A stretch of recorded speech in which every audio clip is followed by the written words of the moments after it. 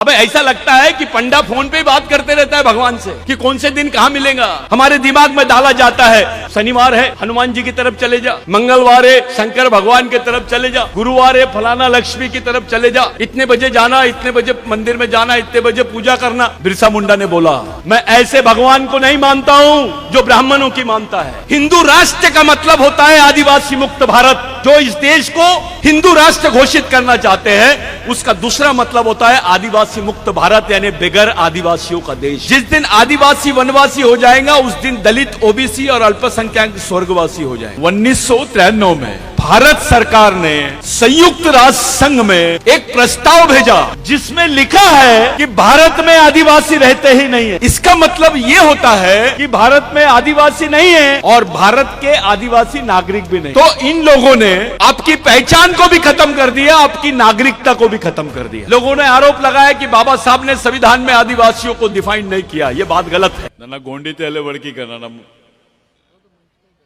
मैं मराठी भी नहीं आती, मैं हिंदी में बोलूंगा।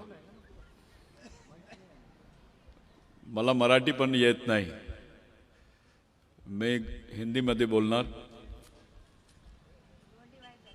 वायता लेकिन मीवा गोंडी और मावा गोंडी ते थोड़ा फर्क मंद। हाँ, मैं ये जो मीटिंग हुई है, आप लोगों इतनी बड़ी संख्या में यहां उपस्थित है, ये मीटिंग मेरे लिए बहुत महत्वपूर्ण है। मैं चेयर पे अभी बैठा था, भाग्यश्री दाई ने मेरे को बहुत अच्छी बात बोली, एक बात कि भाई चाहे कुछ भी हो जाए अपने लोगों का अस्तित्व कहीं दिखाई नहीं देता, अपने को कुछ नए सिरे से कुछ काम करना चाहिए। ये उनकी सोच है। वो भी ऐसे सोचते हैं कि कोई नया तरीका हमने अपना के काम करना चाहिए। मैं उनका बहुत बहुत धन्यवाद देता हूं कि ये सोच बरकरार है अपने लोगों में। यही तरीका हम लोगों को सबको अपनाना है। ये प्रोग्राम में एससी, एसटी, ओबीसी के लोग भी हैं। मैं सब लोगों को साथ में लेकर ये बात करने जाऊंगा। मैं एक बात आपको बताना चाहता हूं। 1993 में भारत सरकार ने संयुक्त राष्ट्र संघ में एक प्रस्ताव भेजा जिसमें लिखा है कि भारत में आदिवासी रहते ही नहीं है। भारत में आदिवासी रहते ही नहीं है। इसका मतलब यह होता है कि भारत में आदिवासी नहीं है और भारत के आदिवासी नागरिक भी नहीं है।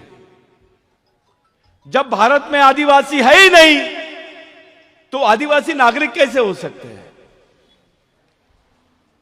तो इन लोगों ने आपकी पहचान को भी खत्म कर दिया, आपकी नागरिकता को भी खत्म कर दिया। इस पर देश में कोई चर्चा नहीं कर रहा है, कोई पार्टी चर्चा नहीं कर रही है।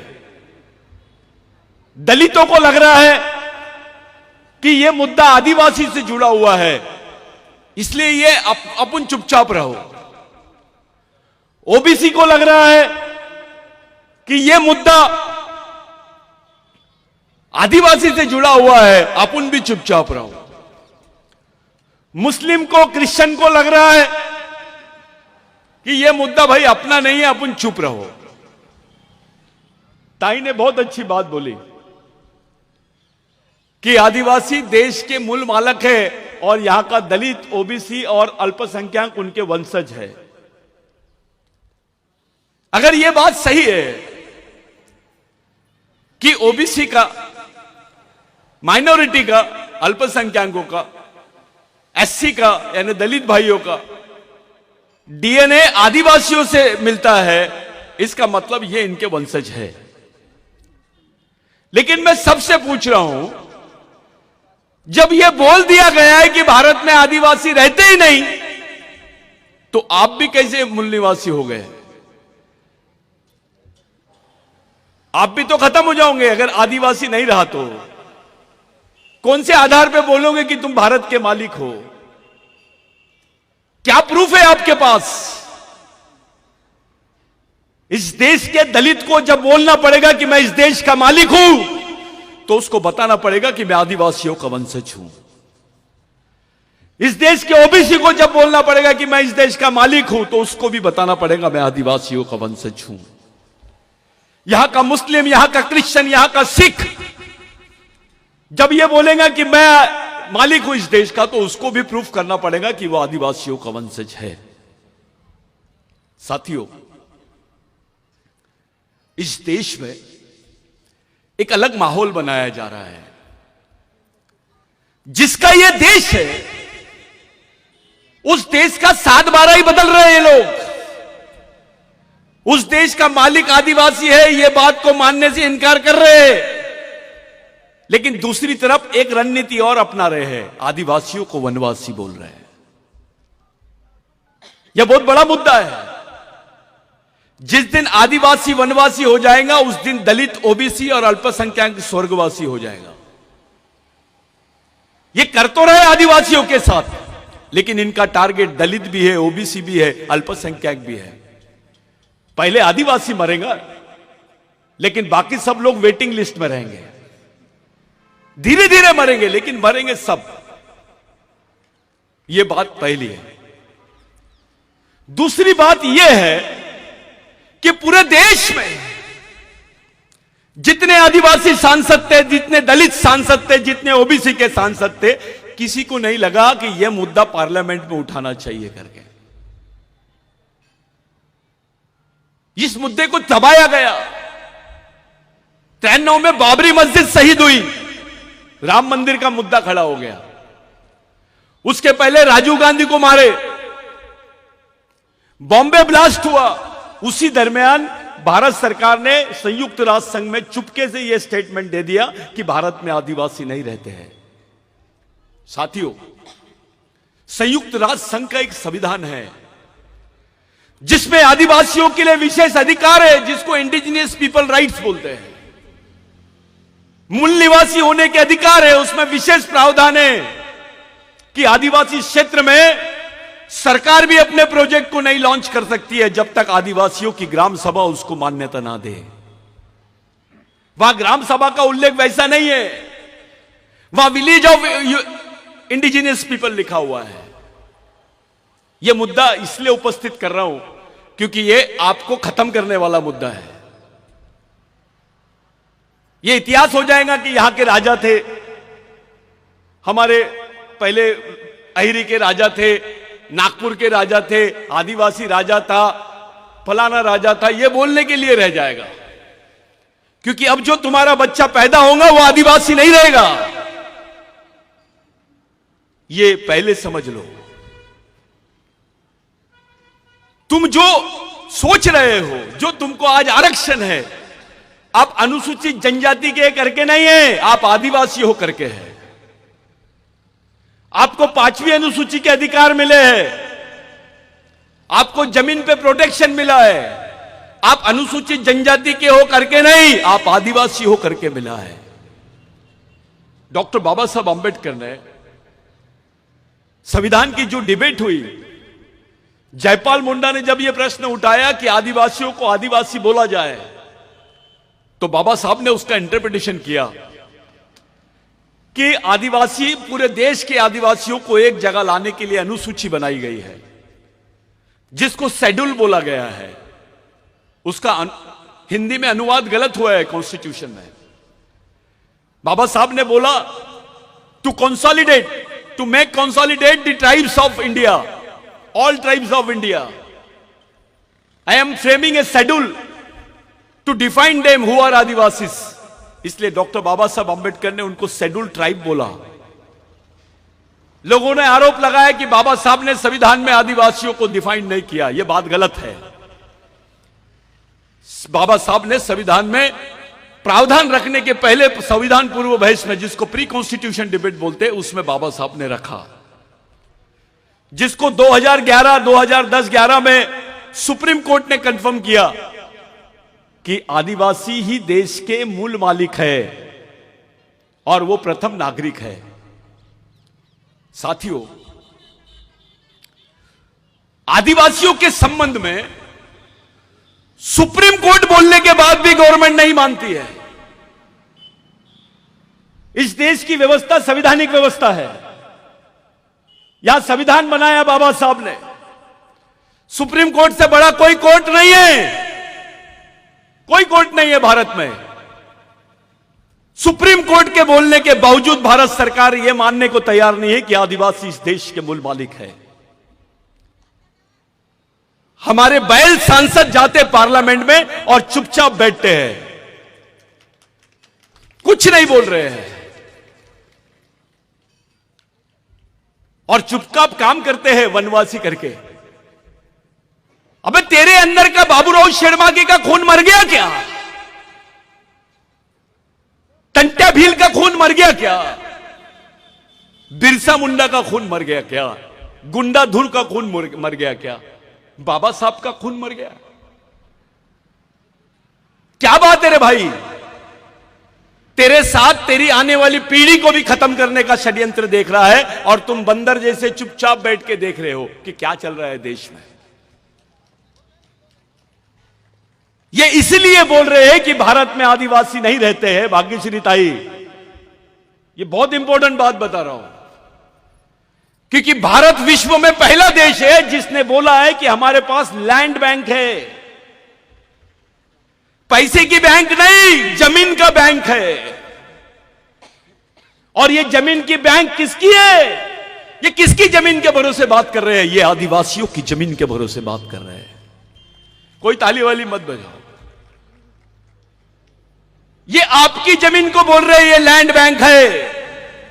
अभी आपके पास 25 एकड़ है, 10 एकड़ है, 15 एकड़ जमीन है। जिस दिन बोल देंगे भारत में आदिवासी नहीं रहता है, ये बात अप्रूव्ड हो गई, तो आपकी जमीन जिसका कानून बनाया गया था बिरसा मुंडा के आंदोलन की वजह से, जिसमें 1 लाख लोग मारे गए थे, सेकेंड वर्ल्ड वॉर में इतने लोग नहीं मारे गए जितने बिरसा मुंडा के आंदोलन में मारे गए।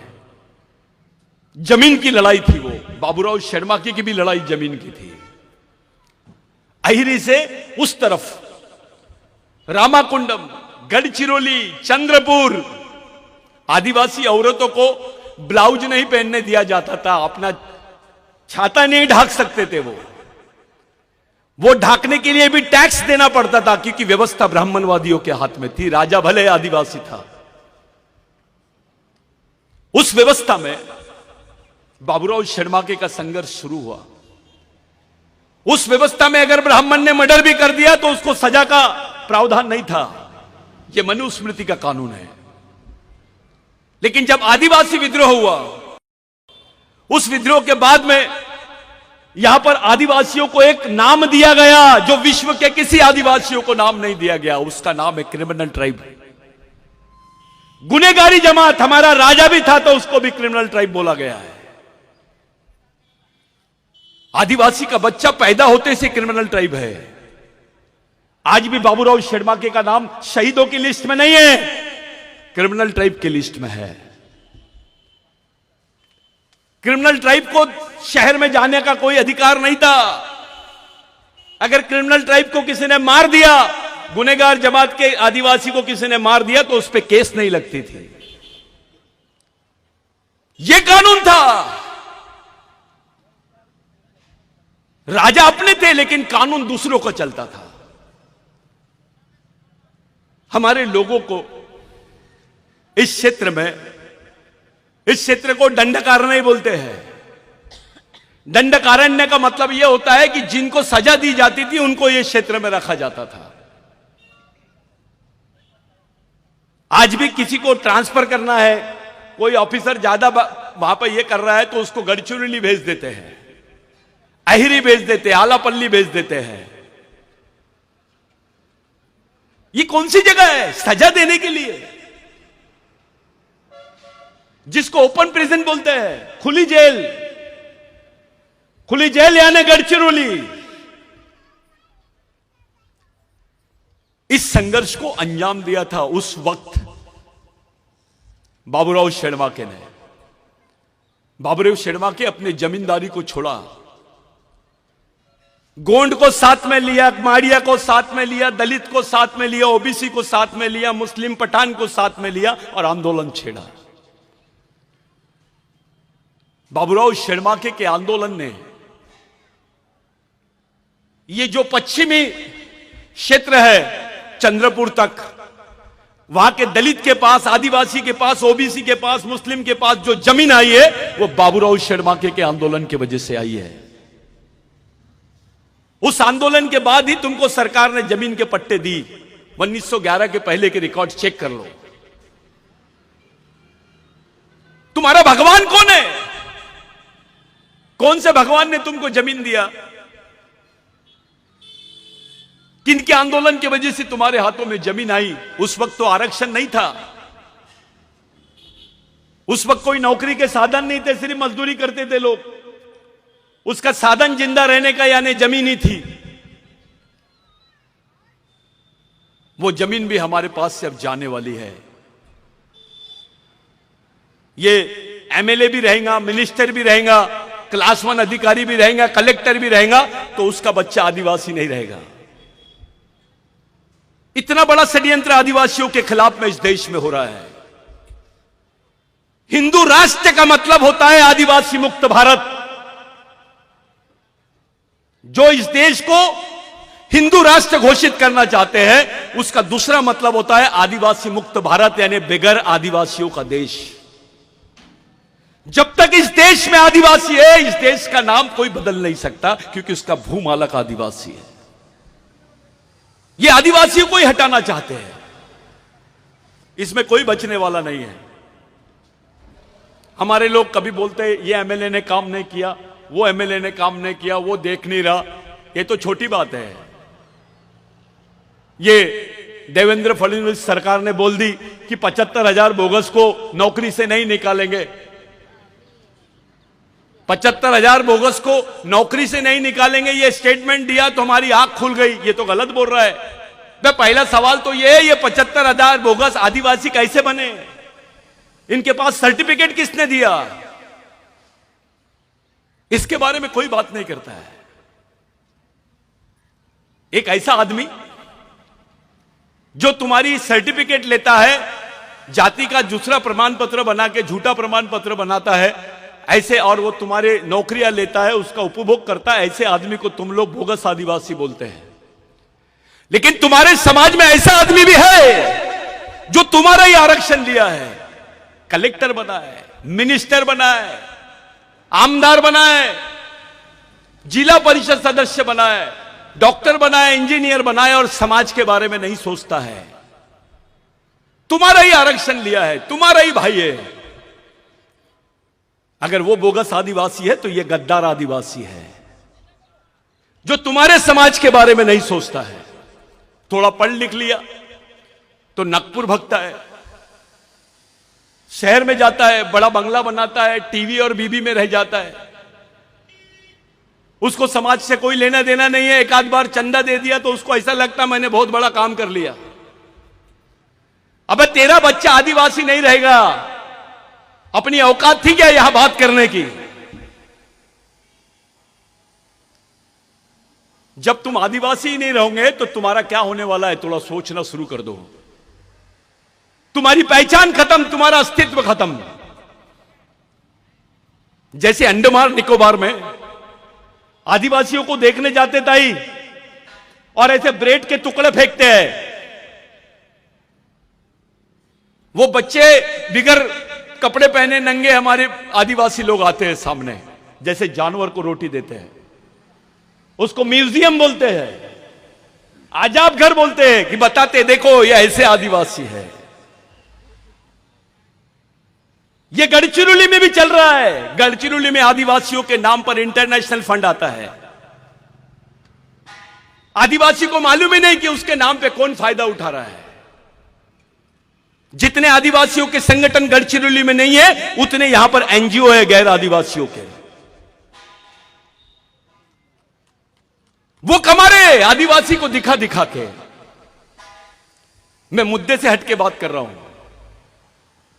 13 साल की आदिवासी लड़की अपने हाथ में बंदूक पकड़ती है, टीवी पे दिखाता है कि यह नक्सली थी, यह लड़की को मारा गया है, यह इसकी उम्र 13 साल है। समाज का कोई आदमी उसके बारे में बात नहीं करता कि आखिर क्या बात है, यह 13 साल की लड़की ने अपने हाथ में बंदूक क्यों पकड़ी। कौन सा समाज है तुम्हारा? कौन है तुम्हारे समाज का चालक पालक और मालक? किसके इशारे पे चलते हैं आप? कौन सी व्यवस्था है तुम्हारे पास? यहां का बौद्ध भाई डॉक्टर बाबा साहब आंबेडकर का लिखा हुआ ग्रंथ अपने बच्चे के हाथ में देता है, जिसको बुद्ध और उसका धम्म बोलते हैं। उनका बुद्ध विहार चलता है, उनके स्कूल चलते हैं, भिक्खु काम करते हैं, समता सैनिक दल का काम चलता है, तब जाके समाज का अस्तित्व है। यहां का मुस्लिम भाई 4 साल की उम्र में अपने बच्चे को मदरसा में लेके जाता है, उनके भी स्कूल चलते हैं, बच्चों को जमात में लेके जाते हैं। वो अपने बच्चे के हाथ में कुरान शरीफ देता और बोलता, बेटा ये तेरे जीने मरने का रास्ता है, इसको लेके चल। यहां का ब्राह्मण भाई अपने बच्चे के हाथ में वेद देता है, पुराण देता है और बोलता है इसको चला, आज तो व्यवस्था उनके हाथ में है। मैं आपसे पूछता हूं, आपके बच्चे ने बोला मैं कौन हूं, मेरा इतिहास क्या है, मेरा वंश क्या है, मैं किस वंश का हूं, मेरा क्या इतिहास है, मैं कौन हूं, मेरे दोस्त कौन है, मेरे दुश्मन कौन है, मेरे को कैसे जीना है। आपको पूछा आई मला एक पुस्तक देऊन दे, नाकुन उंदी किताब सिम मा दाई नाकुन किताब सिम नावा जीवन साठी बती तेरी सीसी में मुन्नेट साठी, मेरे आगे के जीवन के लिए कुछ मेरे को दे।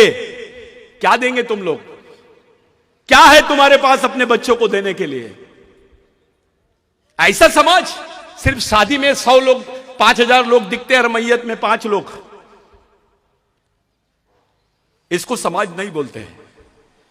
एक तरफ गोंड भाग रहा है, एक तरफ प्रधान भाग रहा है, एक तरफ माड़िया भाग रहा है। बे तेरा खून एक है, तेरा डीएनए एक है, तेरी संस्कृति एक है, तो समाज भी एक होना चाहिए। बाबूराव शर्मा के ने बोला था, जो आदमी अपने भाई को भाई नहीं समझता मैं उसको गांडू समझता हूं। वो नामर्द है जो अपने भाई को नहीं पहचान सकता, वो दुश्मन को कैसे पहचानेगा। ये बाबूराव शर्मा के ने बोला है। क्या लगता था बाबूराव शर्मा के आपका? चलो आप अपने भाई को बोलो कि मेरे लिए तू फांसी के तख्ते पे चढ़ जा, अपने बाप को बोलो, अपने बेटे को बोलो, अपनी बहन को बोलो कि मेरे लिए फांसी के तख्ते पे चढ़ जा, नहीं चढ़ेगा। लेकिन बाबूराव शर्मा के तुम्हारे लिए फांसी के तख्ते पे चढ़ा, खत्म हो गया। वो उसकी बीबी थी, उसके बच्चे थे, उसके मां थी। यहां के गोंड ने नहीं बताया कभी कि कहां है बाबूराव शर्मा के का परिवार। यहां के प्रधान ने नहीं बताया कभी बाबूराव शर्मा के का परिवार कहां है। यहां के माड़िया ने नहीं बताया, और बाबूराव शर्मा के जो आंदोलन में लोग थे उन्होंने भी नहीं बताया। इतना बेईमान समाज है ये, जिसको उनके परिवार का भी पता नहीं है। बाबूराव शर्मा के बाद उसके बच्चे का, उसके परिवार का क्या हुआ, कोई नहीं बताता है। मैं रिसर्च कर रहा हूं। सुबेरे बाबूराव शर्मा के को फांसी की सजा होती है और दोपहर में फांसी के तख्ते पे खड़ा कर देते हैं। यह विश्व का पहला केस है। कोई भी सजा आफ्टर 24 आवर्स होती है, लेकिन 2 घंटे में बाबूराव शर्मा के को इन्होंने फांसी के तख्ते पे चढ़ा दिया। पहली बार फांसी का फंदा टूट गया, दूसरी बार चढ़ाया, और तीसरी बार मरने के बाद उसके कोई अवशेष नहीं बचना चाहिए, ऐसे मनुवादी चाहते थे। उन्होंने उसको चूने की भट्टी में डाला, क्योंकि बाबूराव शर्मा के सभी जगह बोलता था कि राज हमारा है तो व्यवस्था भी हमारी होनी चाहिए। यह सच्चाई थी उसकी। हमारे दिमाग में डाला जाता है कि यह शनिवार है, हनुमान जी की तरफ चले जा, मंगलवार है शंकर भगवान की तरफ चले जा, गुरुवार है फलाना लक्ष्मी की तरफ चले जा, इतने बजे जाना, इतने बजे मंदिर में जाना, इतने बजे पूजा करना। अबे ऐसा लगता है कि पंडा फोन पे ही बात करते रहता है भगवान से। कि कौन से दिन कहां मिलेगा। बिरसा मुंडा ने बोला, मैं ऐसे भगवान को नहीं मानता हूं जो ब्राह्मणों की मानता है, मैं ऐसे भगवानों को ब्राह्मणों के घर का कुत्ता समझता हूं। यह सच्चाई थी बिरसा मुंडा के विचारों में। अलग अलग भाग रहे हैं हम। मैं ये संगठन का अध्यक्ष हूं, मैं वो संगठन का सचिव हूं। अबे इधर आ, मैं तेरे को इंटरनेशनल अध्यक्ष बना देता, क्या कर लेगा। आप लोग बोल रहे थे सुरजागढ़ की बात। भाग्यश्री ताई ने मेरे कान में बोली एक बात, मेरे को बहुत अच्छा लगा। वो सहमत नहीं है इन बातों से, लेकिन मेरा एक सवाल है, क्या हमारे आमदार मिनिस्टर इस कंडीशन में है कि इतनी बड़ी ताकत से लड़ सकते हैं मोदी से? आप आरएसएस से लड़ सकते हैं? आप इतनी बड़ी ताकत है तुम्हारे पास एमएलए लेकिन समाज नहीं है। मैं ये संघटन का हूं, आपला घेरे, आपला वेगळा झंडा ठेव, आपण प्रधान आहो, आपला वेगळं ठेव रे, आपण तो राजगोंडा हो। अबे ये गांडूगिरी कहां से लाए? ये सोच कहां से आई तुमको? ये तो नपुंसक सोच है। आता आपण आपला पूजा उजा करू, आपण सब करेंगे, तुम में और ब्राह्मण में क्या फर्क पड़ गया? अबे लड़ाई के मैदान में अगरबत्ती लगाएगा तो बचेगा कि मरेगा? तमाम ग्राम सभाओं के लोग इतना बड़ा संगठन कर लिए, क्या हाल है? कोई ग्राम सभा को गिन रहा है? मैं खुली बात करता हूं, कोई नहीं गिन रहा है। इस बेल्ट में जितने लोग कारगिल में नहीं मरे, उतने आदिवासी इस क्षेत्र में मरे हैं, चाहे वो पुलिस वाली हो या नक्सलवादी हो। इतनी बड़ी कीमत चुकाई है आदिवासियों ने। उनके हिस्से में क्या आया? गरीबी, भूखमरी, जबरन केसेस। जिसने पानी पिलाया वो भी नक्सलवादी, 13 साल की लड़की नक्सलवादी। अबे क्या है ये? यहां का बच्चा नागपुर में जब जाता है, गढ़चिरौली का बच्चा अपना घर ढूंढने के लिए किराए का घर मांगता है, तो उसको पूछते कहां रहता रे तू? तो बोलता है गढ़चिरौली, तो उसको वो घर नहीं देते, क्योंकि हर बच्चे को वो लोग नक्सलवादी समझते हैं। आदिवासियों की पहचान बना दी गई है। मुसलमान ने कुछ किया तो आतंकवादी, और आदिवासी ने कुछ किया तो नक्सलवादी। ऐसी सोच बना रहे पूरे देश में। हम समझ ही नहीं पा रहे हैं। ओबीसी को लगता है आदिवासी को बोल रहा ना, अपन चुप रहो। अबे तेरी पहचान आदिवासियों के भरोसे है। आदिवासी बंदूक की गोली से मारता है। मैं ऐसे क्षेत्र में गया था कल, गट्टा, उसके पहले मैं बस्तर में गया था, उसके पहले गढ़चिरौली के बहुत सारे क्षेत्र में गया था। यहां पर बुखार की गोली नहीं मिलती है, पैरासीटामोल गोली नहीं मिलती है, लेकिन बंदूक की गोली मिलती है। एक झोपड़े वाला आदिवासी जिसका झोपड़ा तन्नस के घास का है, जिसके बदन पे आधे कपड़े हैं, उसके घर के बाजू में AK-47 लेकर पुलिस खड़ी है। मामला क्या है?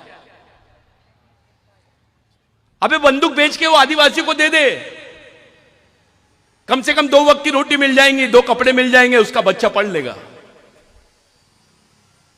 ऐसे क्षेत्र बनाया गया आदिवासी क्षेत्र में, पूरी पैरामिलिट्री फोर्स लगा दी गई है, अर्धसैनिक बल लगा दिया गया। ऐसा लगता है कि लड़ाई आदिवासी क्षेत्र में चल रही है। मेरे को समझ में नहीं आता नक्सलवादी भी कौन सी लड़ाई लड़ रहे हैं। यह हालत आदिवासियों की क्यों हो रही है? हमारा जो पब्लिक रिप्रेजेंटेटिव है, हमारा जो प्रतिनिधित्व करने वाले लोग हैं, वो चुप क्यों है?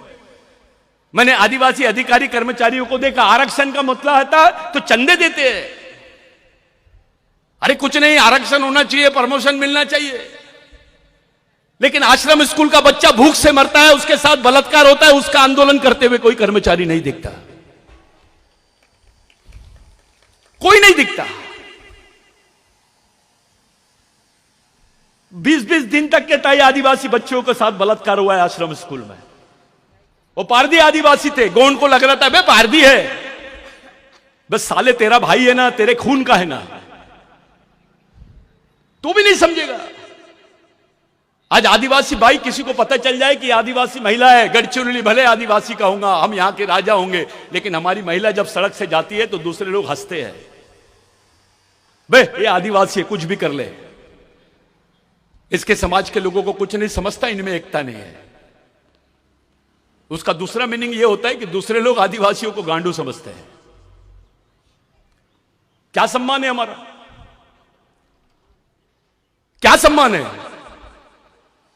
कुछ नहीं है। और यह तो बहुत बड़ी कल्पना है, वो तो बाबा साहब की सोच का कल्पना है कि भाई आदिवासी, एसटी, एससी, माइनॉरिटी के लोग मिलकर लड़ना चाहिए। यह तो बहुत अच्छी बात है। ऐसा होता है क्या? सोच ऐसी बन गई है कि दलितों का प्रश्न है ना तो वो देखते बैठेगा, आदिवासी का प्रश्न है ना वो देखते बैठेगा। अरे बाबा साहब को तो हमने भंडारा से इलेक्शन हरा दिए थे, यहीं के दलित थे, यहीं के आदिवासी थे, यहीं के ओबीसी थे, जो उसका दिया हुआ आरक्षण का उपभोग कर रहे हैं। आज जब जीते जी बाबा साहब को इलेक्शन हरवा दिए भंडारा से, वही डॉक्टर बाबा साहब आंबेडकर पहली बार पश्चिम बंगाल से लड़े। एक तरफ सुभाष चंद्र बोस का छोटा भाई लड़ रहा था इलेक्शन कांग्रेस से, और दूसरी तरफ शेड्यूल कास्ट फेडरेशन से डॉक्टर बाबा साहब आंबेडकर लड़ रहे थे। आदिवासियों ने कांग्रेस से बगावत किया और डॉक्टर बाबा साहब आंबेडकर को जिताया। जिस आदमी ने बाबा साहब को आखिरी वोट दिया उसका भी नाम बिरसा था। वो बिरसा मुंडा के विचारों के लोग थे जिन्होंने बाबा साहब को पहली बार जिताया। डॉक्टर बाबा साहब आंबेडकर संविधान सभा के अध्यक्ष बने और उनके हाथ में संविधान बनाने का मौका मिला। बिरसा मुंडा का आंदोलन नहीं होता तो यह मौका भी अपने को नहीं मिलता। जिसको महात्मा गांधी बोलते हैं, राष्ट्रपिता बोलते हैं आप, वो महात्मा गांधी को स्वतंत्रता का संदेश, उसकी प्रेरणा बिरसा मुंडा से मिली है।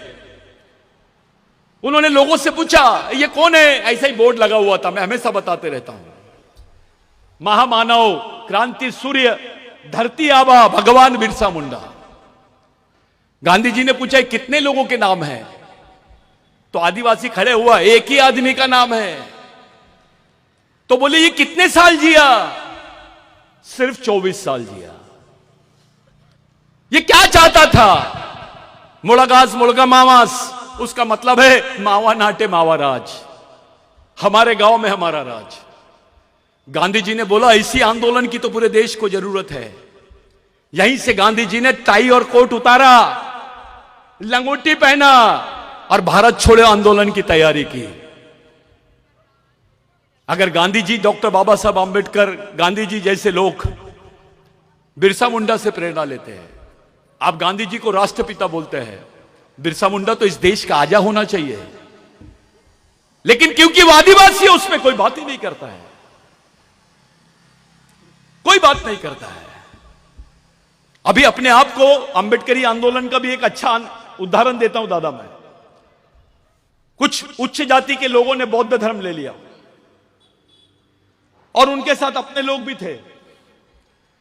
मैं दिल्ली की कॉन्फ्रेंस में था, मैं नाम नहीं लेता उनका, सब लोग जानते हैं उनको। वो आके खड़े हो गए, हम बौद्ध हैं। उस कॉन्फ्रेंस में बोल रहे थे, मैंने भी बोला मैं आदिवासी हूं।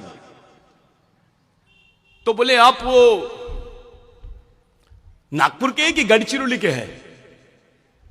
तो मैंने बोला आप ऐसा क्यों पूछ रहे? बोले जो दाढ़ी आप लगते हो थोड़ा सा अलग दिखते हो, गढ़चिरौली वाले ही दिखते हो। तो मैंने बोला मैं गढ़चिरौली का हूं। मैंने बोला उनको कि मैं अंबेडकरवादी हूं, बिरसावादी हूं, लेकिन मैं तरस गया उनके मुंह से सुनने के लिए कि वो अंबेडकरवादी है। अपने दलित लोग भी खुद को आज बौद्ध बोलते हैं लेकिन अंबेडकरवादी नहीं बोलते हैं। अबे बाबा साहब नहीं होता तो बुद्ध के दर्शन होते क्या? एक रिक्शे वाले को पूछा था मैंने नागपुर में, आदिवासी रिक्शे वाले को, हंसते हंसते, उसके साथ दलित रिक्शे वाला भी चल रहा था। दोनों जन दारू वारू पिए और मैं उनको देख ही रहा हूं। एक जन ने ऐसी चलते पूछा बे बुद्ध के बाप का नाम क्या है? तो वो दोनों जन बोले बे रुक, छोटे से प्रश्न का जवाब नहीं दे रहा। बोले, मैंने बोला क्या बात है? हम दे रहे बोले उत्तर, बुद्ध के बाप का नाम अंबेडकर है। बोले, मैं थोड़ी देर के लिए चुपचाप हो गया, लेकिन बाद में जब सोचा कि हमारे तक बुद्ध कब आया? जब बाबा साहब ने लाया। बुद्ध के गुरु का नाम अलार कलाम, आदिवासी था वो। अलार कलाम बुद्ध का गुरु था, जिसने सांख्यिकी दर्शन का उसको पाठ पढ़ाया था। लिंगो, गोंड को लगता है मैं लिंगो मेरा है, गोंड है, राजगोंड है। प्रधान बोलता हीरा सुक्का मेरा है। अबे जब लिंगो और हीरा सुक्का था तब कोई गोंड और प्रधान नहीं थे, तब तुमको असुर बोलते थे, कोया बोलते थे, कोरकू बोलते थे, दस्यु बोलते थे तुमको। तब कहां से गोंड और प्रधान आ गए? सबसे दुनिया के आदिवासी, भारत के आदिवासियों में सबसे बेवकूफ आदिवासी यानी गोंड और प्रधान। इनके झगड़े के वजह से समाज के ये हाल हुए हैं। अपने आदमी को नहीं पहचानते। जो बिरसा मुंडा का आंदोलन था, मेन बात पे आ जाते हैं। 1 लाख लोग मरे, उनके रिकॉर्ड पे नाम नहीं है। 6 साल के बच्चे से लेकर तो 70 साल का बूढ़ा भी आदिवासी मरा है उसमें। सबसे ज्यादा संख्या में महिलाएं मरी। उधर बंदूकें थी और इधर सिर्फ तीर कम था। बिरसा मुंडा ने उस लड़ाई को जीता है। उस लड़ाई का नतीजा था कि ब्रिटिश गवर्नमेंट इंग्लैंड में जाके एक कानून बनाई जिसको लैंड एक्विजिशन एक्ट बोलते हैं, जिसको भूमि संपादन अधिनियम बोलते हैं, जिसमें लिखा हुआ है कि आदिवासी की जमीन गैर आदिवासी नहीं ले सकता है, और गैर आदिवासी तो क्या सरकार भी नहीं ले सकती है। अगर यह कानून नहीं होता तो अपने गरीब आदिवासियों के पास में जमीन नहीं होती, अपने जो राजा घराने के लोग हैं उनके पास भी जमीन नहीं होती, क्योंकि दूसरे लोग आदिवासियों को सम्मान नहीं देते। मैं बोलूंगा ये आदिवासी डॉक्टर है, ये आदिवासी इंजीनियर है, ये भाग्यश्री ताई हमारी आदिवासी रॉयल फैमिली से आती है, अपना ही आदमी उसको सम्मान देता है, दूसरे लोग नहीं देते। ये सच्चाई है। बाबा साहब को दलितों का नेता, ओबीसी समाज के महात्मा फुले का नेता। बे बाबा साहब तो पूरे देश का बाप था। महात्मा फुले जिससे बाबा साहब ने प्रेरणा ली, बिरसा मुंडा जिससे बाबा साहब ने प्रेरणा ली। कुछ लोग मेरे को पूछते हैं कहां लिखा हुआ है, तो मैं ये जमीन पे बोल रहा हूं, गढ़चिरौली की नर्मदा का जो यहां का जमीन का आंदोलन था। कौन सी नदी है? गोदावरी नदी का जो आंदोलन था, उसमें डॉक्टर बाबा साहब अंबेडकर ने बोला कि मैं आदिवासियों के आंदोलन को और उनको चलाने वाले जो महापुरुष है उनको अपने आंदोलन का गुरु मानता हूं। बाबा साहब ने बिरसा मुंडा का स्पेसिफिक नाम नहीं लिया था, लेकिन उसका एक ही आंदोलन चल रहा था पूरे पश्चिम बंगाल में। तब झारखंड, पश्चिम बंगाल, उड़ीसा और बिहार एक ही प्रीमाइसेस में थे, जिसको नॉर्थ प्रोविंस बोलते हैं। पहले हमारी राजधानी थी मध्य प्रदेश की, सीपी एंड बरार की, नागपुर। यह मालूम होना चाहिए। बाबा साहब बौद्ध धर्म लेने के पहले आदि धर्म ले रहे थे। आदि धर्म की तरफ झुकाव था बाबा साहब का। ऐसे कई राज्य हैं जहां पर जो दलित है, जैसे यहां का आदिवासी उत्तर प्रदेश में दलित है। यहां के गोंड को उत्तर प्रदेश में शेड्यूल कास्ट बोलते हैं। यहां के महार को उधर अरुणाचल के बाद में वहां पर उसको आदिवासी बोलते हैं। तो उस वक्त डिक्लेरेशन था, ये जो बोल रहे हैं दलित अलग है, आदिवासी अलग है, एक ही डीएनए के लोग हैं, एक ही डीएनए के लोग हैं। ओबीसी किसको मानते? महादेव को मानते हैं। आदिवासी भी मानता है, सब वंशज मानते हैं महादेव को। महादेव के क्या हाल कर दिए? जब हमारे लोग खुलेआम तरीके से ओबीसी रहे या दलित रहे या आदिवासी रहे, महादेव को महादेव बोलता है, देवों का देव महादेव। लेकिन जैसे ब्राह्मणों के चुंगल में शिव फंस गया तो ब्रह्मा विष्णु महेश बना दिए उसको, तीसरे नंबर का भगवान बनाए। इस मनुवादियों ने भगवान शिव को नहीं छोड़ा, तुमको कैसे छोड़ेंगे? यह सच्चाई है। मैं एक सवाल खड़ा किया था जब भी कि इस देश का सुप्रीम कोर्ट बोलता है कि भगवान राम यहां पैदा हुए तो सब लोग मान लिए। इसी देश का सुप्रीम कोर्ट बोलता है कि आदिवासी देश के मूल मालिक है, नहीं मान रहे हैं। खुलेआम प्रधानमंत्री जी जनजाति गौरव उत्सव मनाते हैं। अरे भाई, आदिवासी गौरव उत्सव बोल तो सही, डर रहे क्यों? किससे डर रहे हैं? लेकिन सच्चाई यह है, इनकी प्लानिंग है। पहले आदिवासियों को मूल निवासी बोलते थे, फिर आदिवासी बोलते थे, अब वनवासी बोल रहे हैं, 5 साल बाद स्वर्गवासी बोलेंगे। ये सच्चाई है।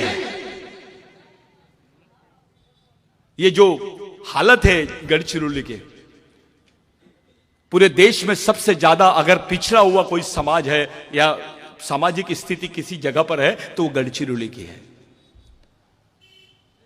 11 रुपए 40 पैसा कमाता है एक आदमी गढ़चिरौली का।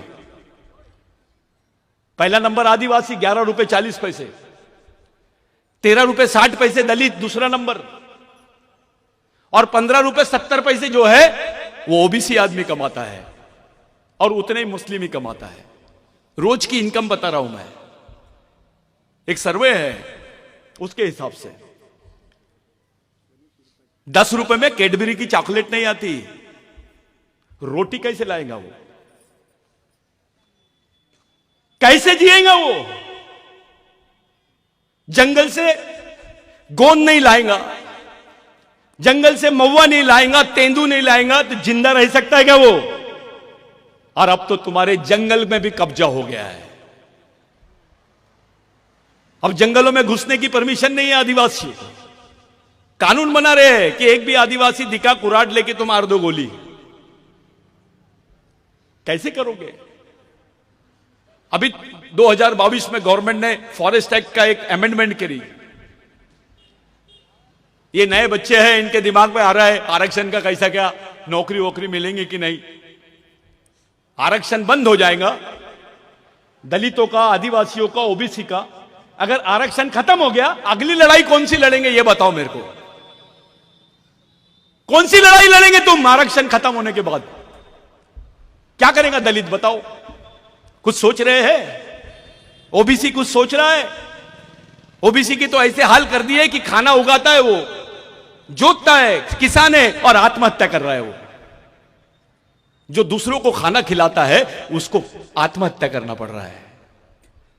दलित को गांव से भगा भगा के मार रहे हैं। महाराष्ट्र में थोड़ी ठीक है, देश में घूमो। और आदिवासियों को तो डायरेक्ट नक्सलवादी बोलो और मारना शुरू कर दो। शहर में ज्यादा चिल्ला रहा क्या, अर्बन नक्सलवादी बोल दो उसको। अरे आमदार को छोड़ रहे नहीं है, डॉक्टर को नहीं छोड़ रहे, इंजीनियर को नहीं छोड़ रहे।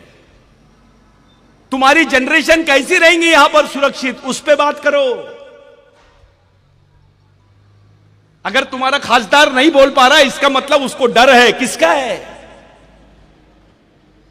कौन है जो उसको बोलने नहीं दे रहा है? तुम्हारी बात नहीं रख पा रहे तुम। खुले तरीके से अपने आदमी से मिल भी नहीं सकते हम। ये सुरजरगढ़ का अकेला प्रोजेक्ट नहीं है, 25 प्रोजेक्ट है, उससे ज्यादा है। 44,000 हेक्टेयर जमीन गवर्नमेंट एक्वायर करेंगी, 27 गांव उड़ जाएंगे, करीब करीब 19,000 लोग हमेशा हमेशा के लिए खत्म हो जाएंगे। 62,000 हेक्टेयर जमीन तुम्हारी छीन ली जाएंगी, आधा गढ़चिरौली साफ हो जाएगा। उसके 2-3 साल 4 साल बाद शहर एरिया में प्लान बनेगा। और जो शहर में गढ़चिरौली में रह रहे हैं, अच्छा सूट पहन रहे हैं, वो वेटिंग लिस्ट में है। कहां रह रहे हो तुम? कौन सी जगह पे रह रहे हो? वहां के हालात क्या है?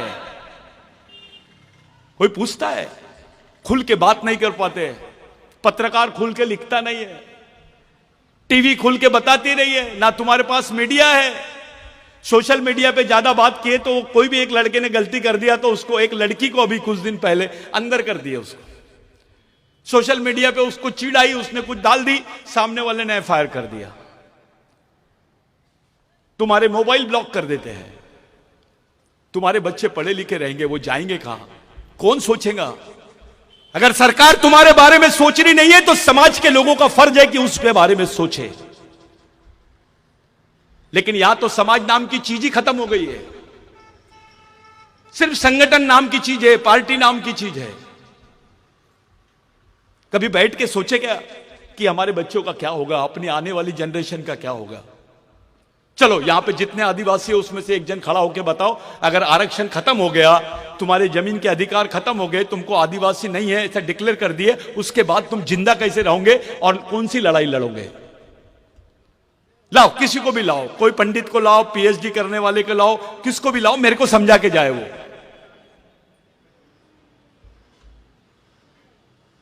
क्या करोगे तुम? ये जो बच्चे नाच रहे थे ना, यही लोग रहेंगे तुमको गाली देने वाले कि जब मेरी जिंदगी का फैसला हो रहा था तो मेरा बाप दारू पी के सो रहा था, मेरी मां भगवान को अगरबत्ती लगा रही थी। बिरसा मुंडा को तो नाम ले लिया आपने, बिरसा मुंडा की विचारधारा नहीं देखे। बिरसा मुंडा ने बोला जल जमीन जंगल और सम्मान मांगने वाली चीज नहीं है, इसको हासिल करने के लिए छीनना पड़ता है और उसके लिए एक व्यापक वातावरण बनाना पड़ता है। उसके लिए संगठन की नहीं, मिशन की जरूरत पड़ती है। बिरसा मुंडा ने बोला कि जिस समाज की सामाजिक समस्या नहीं होती है उसकी कोई समस्या नहीं होती है, और जिस समाज की सामाजिक समस्या होती है उसकी समस्या ही समस्या होती है। तुम्हारी सामाजिक समस्या यह है कि तुम आपस में बटे हुए, जाति के नाम से, पार्टी के नाम पे, क्षेत्र के नाम पे, संगठन के नाम पे, नेता के नाम पे। जिस दिन समाज की आंतरिक समस्या सॉल्व हो जाएंगी, सब सॉल्व हो जाएंगी। थोड़े देर के लिए एक उदाहरण देता हूं। मेरे पास कल कुछ लोग मेरा घेराव किए, अरे सतीश पेंदाम बहुत बड़ी बड़ी बातें करता है, आदिवासियों के बारे में बता, यहां के आदिवासियों के बारे में बोल, हम कैसे बचेंगे उसके बारे में बता। मैंने उससे एक ही बात पूछा, एक ही साथ एक ही दिन पूरे गढ़चिरौली जिले पर, तहसील पर पूरे हजारों की संख्या में आदिवासी रहेंगे और आदिवासियों की समस्या के बारे में बात करेंगे। एक ही दिन में पूरी गढ़चिरौली पे एक भी जन अपने घर में नहीं रहेगा, सब सड़क पे आ जाएंगे। कहां भागेगा कलेक्टर, कहां भागेगा नेता, कहां भागेंगी पुलिस? इतनी बड़ी संख्या में होने के बावजूद, इतना बड़ा आदिवासी परिवार होने के बावजूद आदिवासी खामोश है और देख रहा है उसके भाई को पीट रहे हैं। इतना मरा हुआ समाज तो नहीं है भाई। दलित भाइयों में भी एक अंबेडकरी भाई को कुछ बोले तो नीला झंडा पकड़ के निकल जाता है वो।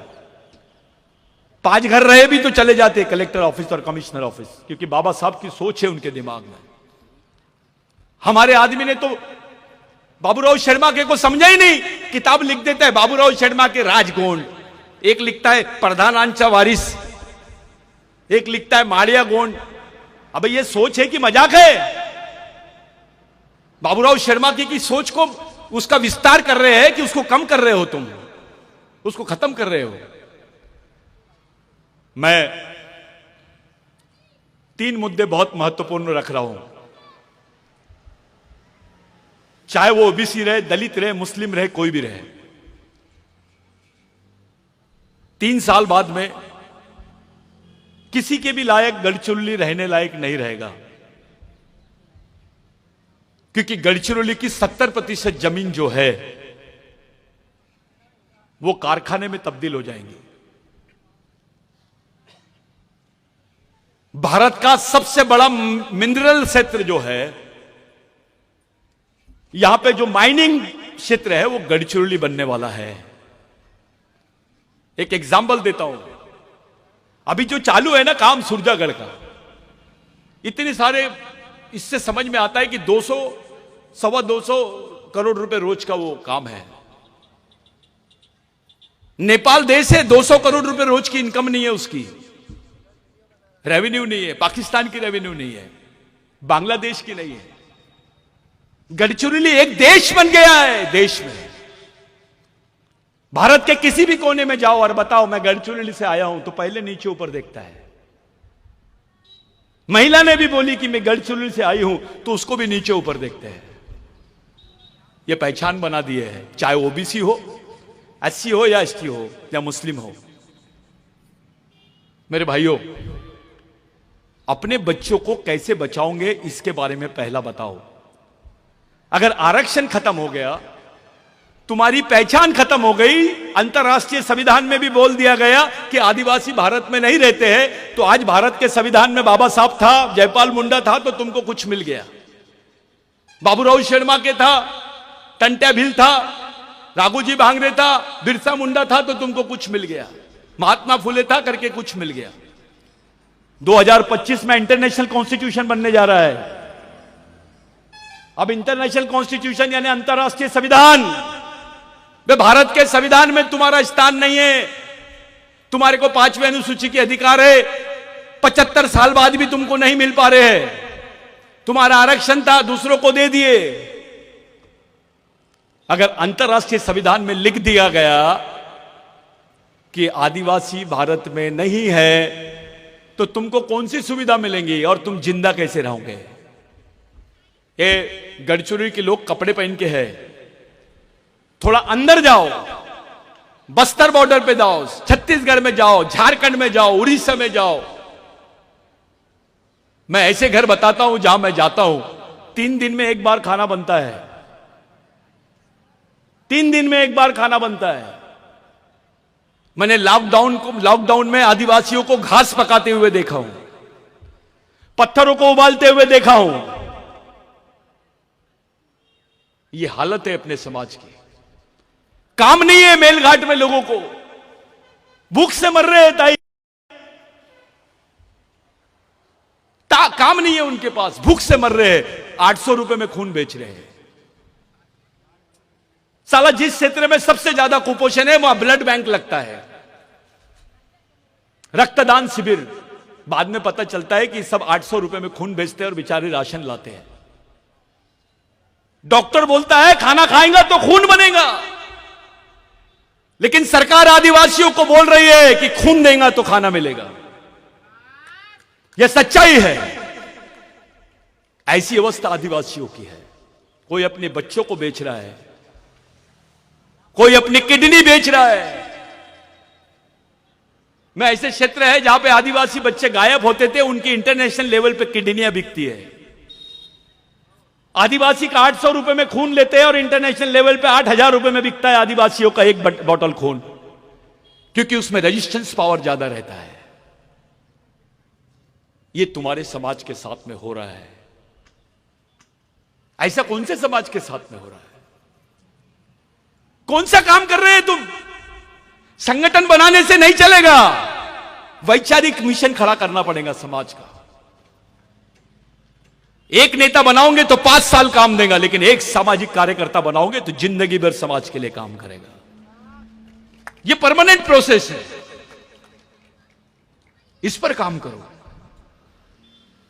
पाइली के 50 संगठन है अपने पास। संगठन में नाम है, मैं अध्यक्ष हूं, मैं यह, तो क्या करेंगे बे? पुलिस मारती है आदिवासियों को, नक्सली भी मार देते हैं आदिवासियों को। उनकी वकालत करने वाला कोई नहीं होता, ना पुलिस से बात करते हैं ना नक्सलियों से बात करते हैं। यह परिस्थिति भी आती है यहां। उसकी वकालत करने वाला कोई नहीं है, खामोश खड़ा है समाज, बोल नहीं पा रहा है, इससे बड़ी संख्या में रहने के बावजूद चुप है हम। हमारी महिलाएं, बिरसा मुंडा ने बोला था, जिस बच्चे की मां होशियार वो बच्चा जिंदा रहेगा, उसका भविष्य सुरक्षित। लेकिन जिस बच्चे की मां बेवकूफ, वो बच्चा मरने वाला है। यह बिरसा मुंडा की सोच है। आप जिस बिरसा मुंडा पे बात कर रहे हो, बिरसा मुंडा ने बोला आर्थिक रूप से गरीब रहेंगे चलेगा, लेकिन दिमाग से गरीब नहीं होना चाहिए, विचारों से गरीब नहीं होना चाहिए। और जो विचारों से गरीब रहता है वो गुलाम पैदा होता है और गुलाम मर जाता है। आदिवासी का बच्चा है और उसके दिमाग में विचारधारा दूसरों की है। बच्चा तुम्हारा, लेकिन उसकी विचारधारा दूसरे की। क्या मतलब है? अरे बकरी भी पालती है अपने बच्चे को, गाय भी पालती है। आपको पालन और पोषण की जवाबदारी है। पोषण का मतलब होता है उसको वैचारिक पोषण, वैचारिक पोषण, उनको विचार देना। हम तो बिगर विचारों के लोग हैं। आदिवासियों का कोई सामाजिक केंद्र नहीं है, कोई सामाजिक मिशन नहीं है, कोई सामाजिक व्यवस्था नहीं है, सब अलग अलग भाग रहे हैं। अभी सिवनी में मध्य प्रदेश 2 आदिवासी लोगों के बैग में 5 किलो मटन मिला था, गाय का 5 किलो मटन मिला था। उनके घर में कोई मेहमान होंगे तो बेचारों की औकात नहीं होंगी बकरे का मटन खाने की, सस्ता मिल रहा है करके गाय का मटन ला लिया और वो गाय का मटन खा रहे थे, ले जा रहे थे। उनको बजरंग दल के लोगों ने देखा, वीडियो बनाया और मारते हुए उनको और दोनों को मार डाले। कोई मध्य प्रदेश के नेता ने कुछ नहीं बोला। बिरसा ब्रिगेड ने मध्य प्रदेश को बंद कर डाला, सिवनी पूरा बंद कर डाला। मेरे से कुछ लोगों ने बोले, अरे वो तो गलत किया ना सतीश भाऊ, गाय का मटन खाया ना, गाय तो अपनी माता है। बिरसा मुंडा ने क्या बोला, बे गाय तेरी मां है तो भैंस बड़ी मां है, क्योंकि उससे ज्यादा दूध देती है, वो भी दूध तुम पीते हो। क्योंकि वो काली है करके तुम उसको मां नहीं बोल रहे, मां तो मां है, चाहे गोरी रहे या काली रहे। और जब तुम उसको मां मानते हो, तुम अपनी मां के दूध का बिजनेस करते क्या? कहा जाता है जब तुम अपनी मां के दूध का बिजनेस करते हो तो। बिरसा मुंडा ने बोला, जिस जानवर को सब लोग तुच्छ जानवर मानते हैं, जिसको गोंडी में पद्दी बोलते हैं, हिंदी में सुअर बोलते हैं, आदिवासी संस्कृति में उस जानवर को नारायण पेन बोलते हैं। पद्दी को गोंडीते पद्दीतून आपण नारायण पेन इंतरोम। जिस संस्कृति में एक तुच्छ जानवर का स्थान भगवान के जैसा है, वहां इंसान का कितना बड़ा स्थान होगा ये सोचो। अरे आदिवासी संस्कृति से जुड़े हुए लोग हैं, यहां से भगवान निर्माण हुए। मोहम्मद पैगंबर कुरैश आदिवासी थे, हजरत बिलाल वो भी आदिवासी थे, जीसस क्राइस्ट वाइजा आदिवासी था, बुद्ध मारिया, ये तो आदिवासी संस्कृति से निकले हुए लोग हैं। महादेव की तो बातें नहीं कर रहा मैं, लिंगों की बातें नहीं कर रहा। सब लोग बदनाम करते हैं आदिवासियों को, हंसते हैं। एक सम्मेलन था दिल्ली में, कुछ लोग मजाक कर रहे थे अपने आदिवासियों के नाम पर। अरे आदिवासी लोग मव्वे के झाड़ की पूजा इसलिए करते हैं क्योंकि मव्वे की दारू पीते हैं। मैं चुपचाप था, मैं बाद में उठा, मैंने बोला, हमारे बिरसा मुंडा ने बोला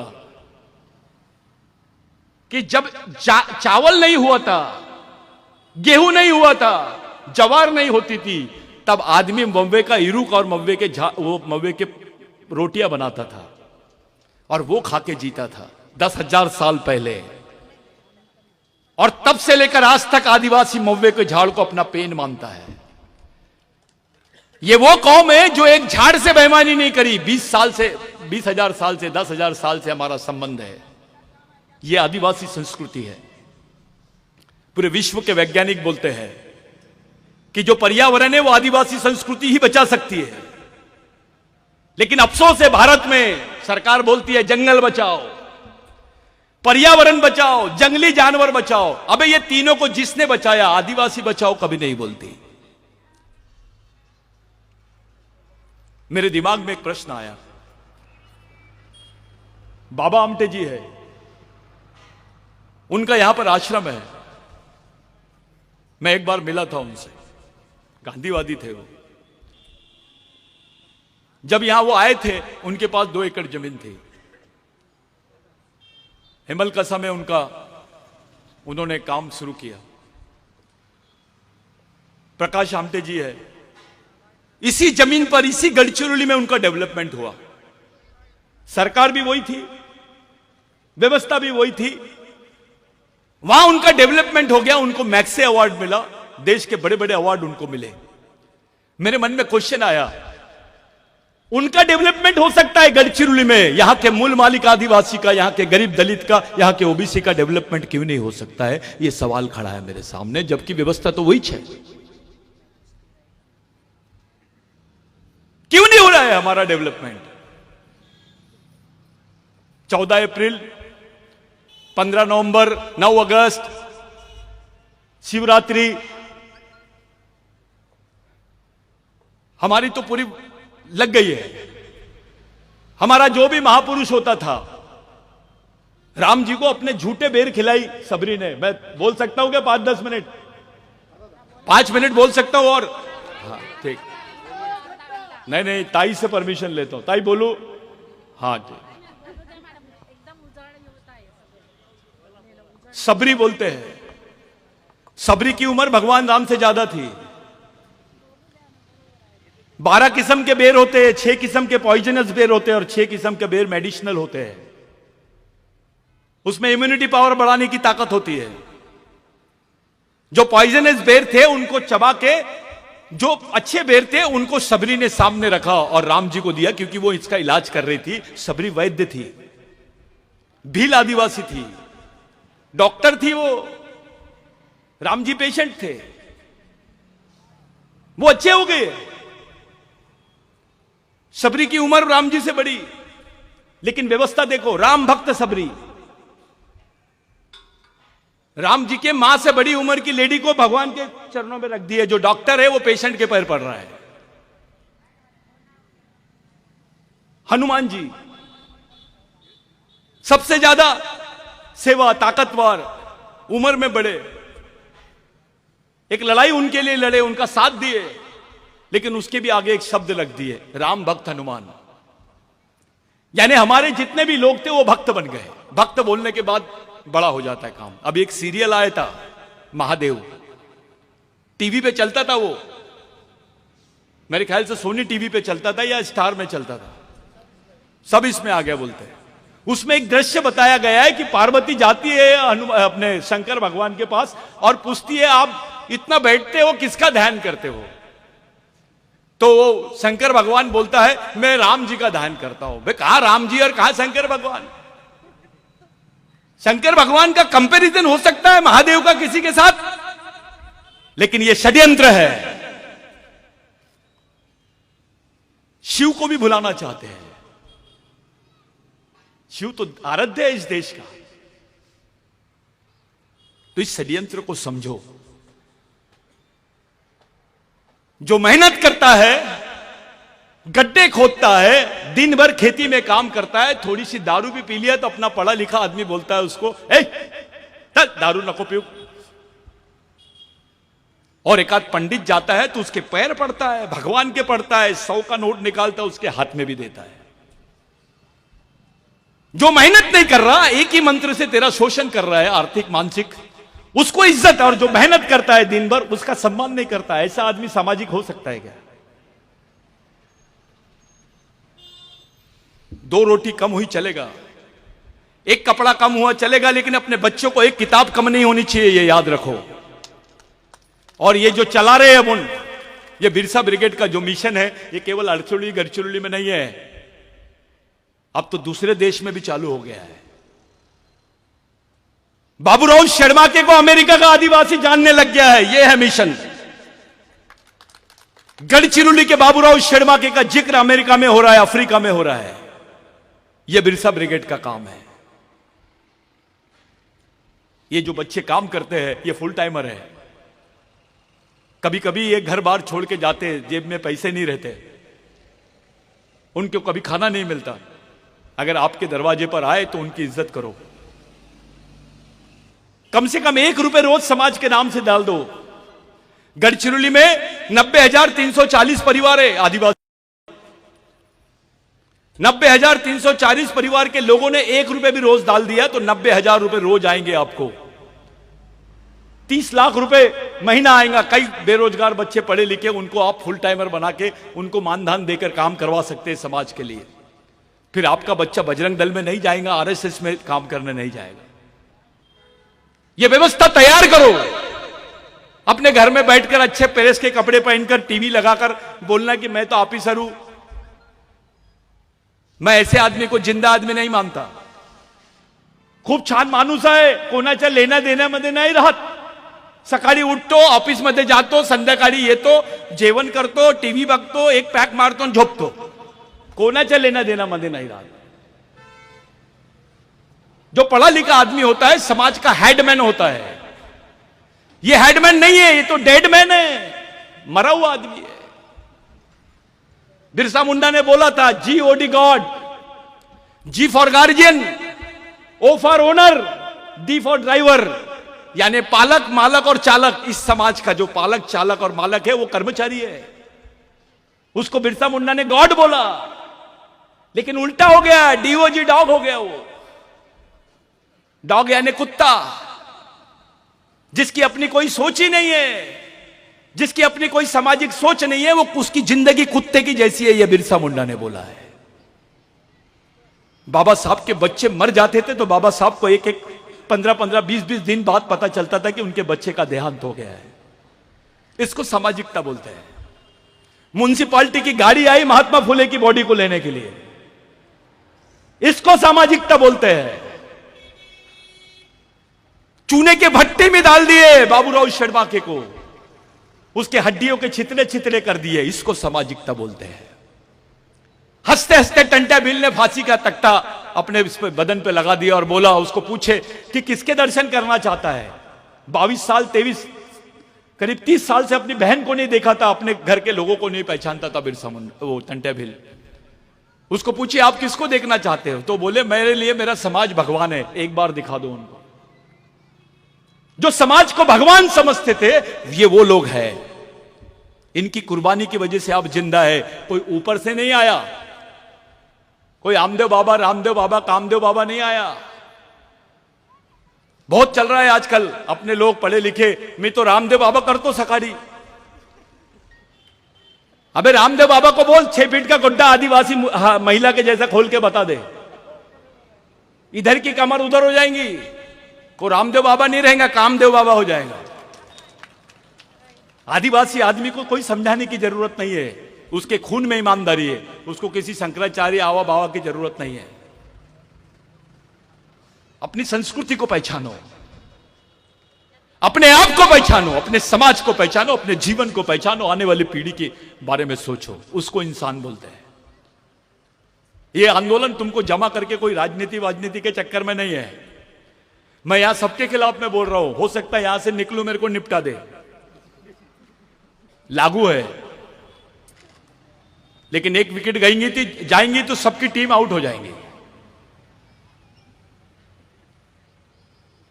आपके लिए, मेरे लिए, ये हमारी अंतिम पीढ़ी द्वारा अंतिम पीढ़ी को बचाने के लिए लड़े जाने वाली अंतिम लड़ाई है.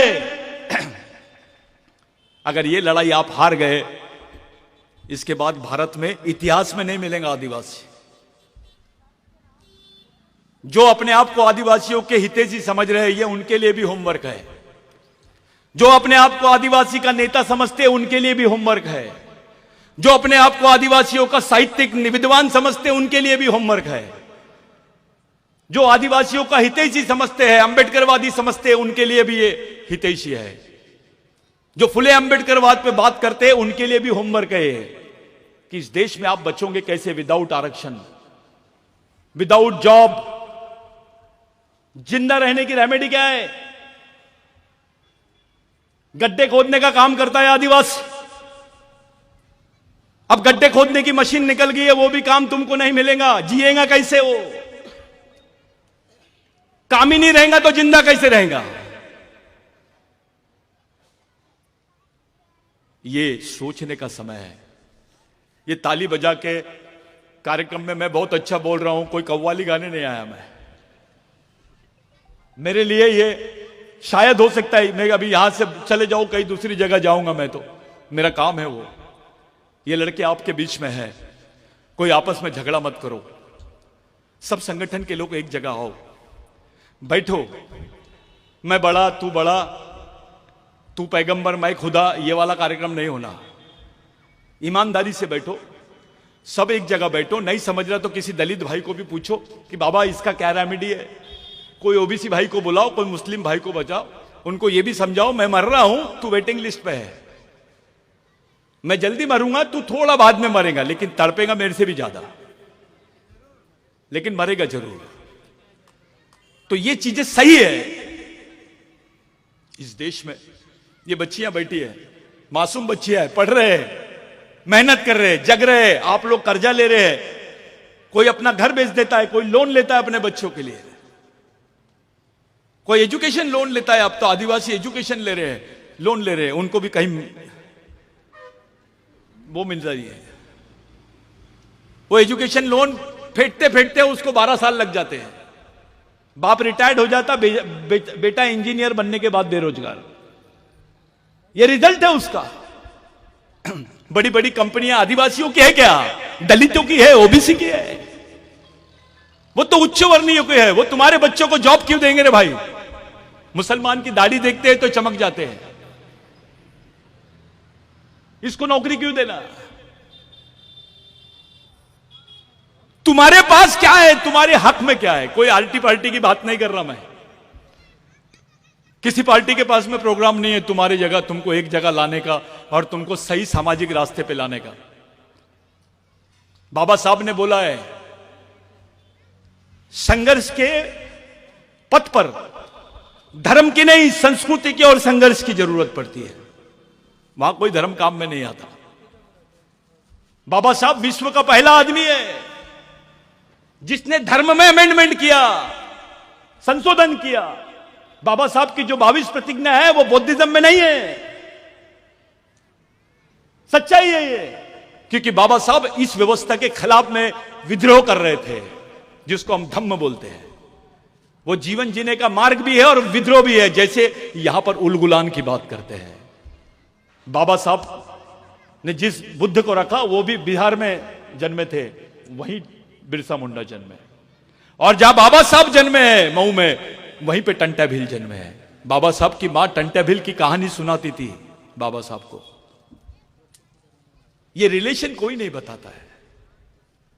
महात्मा फुले, राघोजी भांगरे, रामाजी भांगरे की बात करते थे, जिसका पिताजी भी फांसी में गया, उसका बाप भी, उसका काका भी, पूरा परिवार फांसी में लटक गया राघोजी भांगरे का। वो अंडमान निकोबार की जेल, जिसको काला पानी की सजा बोलते हैं, यहां गए, उसके कोई जिक्र नहीं होता भारत में उनके बारे में, क्योंकि वो आदिवासी है। आदिवासी राजाओं को बंदूक की नोक पर लिखने लगा है, चल जमीन सरेंडर कर, तेरा राज खत्म कर। ये बस्तर में हुआ, ये गढ़चिरौली में भी हुआ। जब दमन शुरू होता है पूंजीवाद का, साम्राज्यवाद का, तो वो किसी को नहीं गिनता। कितना पैसा होगा तुम्हारे पास? चलो 100 करोड़। करुणा के समय में मैंने दलितों को भी देखा हूं 1 करोड़ 20 लाख का बिल देते हुए। आदिवासियों को 25 लाख का बिल देते हुए देखा हूं मैंने। तुम्हारे बच्चे को आश्रम स्कूल में पढ़ा रहे हैं, पहली से 10वीं तक के बच्चा पास ही होता है साला, उसको लेटर लिखना नहीं आता है।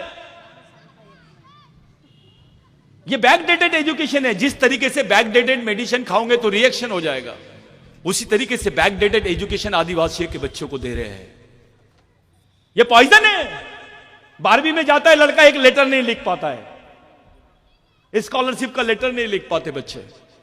जैसे कुक्कुट पालन करते हैं, जैसे मुर्गी पालते हैं, बकरे पालते हैं, वैसे आदिवासी बच्चों को पाला जा रहा है। आश्रम स्कूल में ताली मत बजाओ। आश्रम स्कूल में आदिवासी का बच्चा मर जाता है तो आदिवासी ऑफिस से तुमको चेक आता है 30,000 रुपए का, कि तुम्हारा बच्चा मर गया है, 30,000 रुपए ले लो। इसका मतलब यह होता है कि आदिवासी के बच्चे की जान की कीमत 30,000। ईद का बकरा 1 लाख रुपए का बिकता है। जानवरों से भी कम हो गई है आदिवासी बच्चों की जान की कीमत। इस पर कोई बात नहीं करता है। मैं ऑफिसर आओ, टाई और कोट पहन लेगा, बाबा साहब दिखने की कोशिश करते हैं।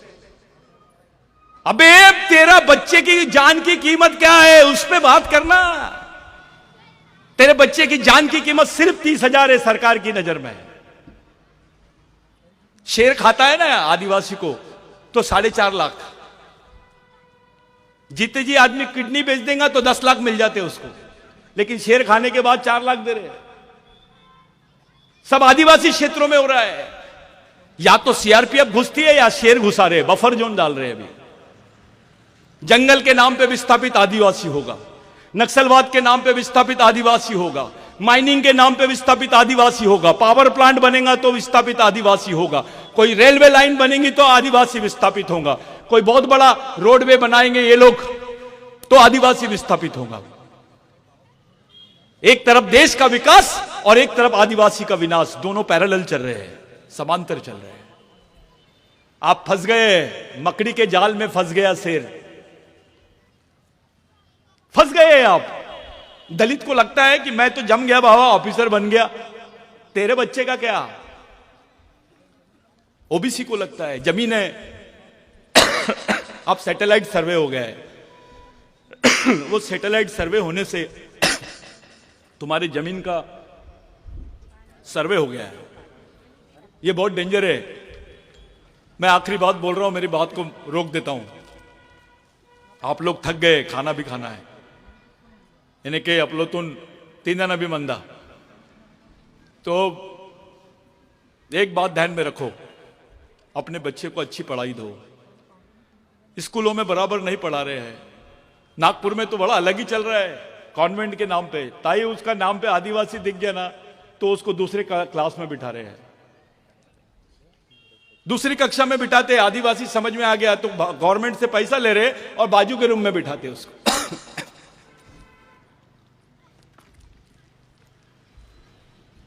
यह हालत है। अपन लोग गरीब है, बहुत बुरी तरह फंसे हुए हैं।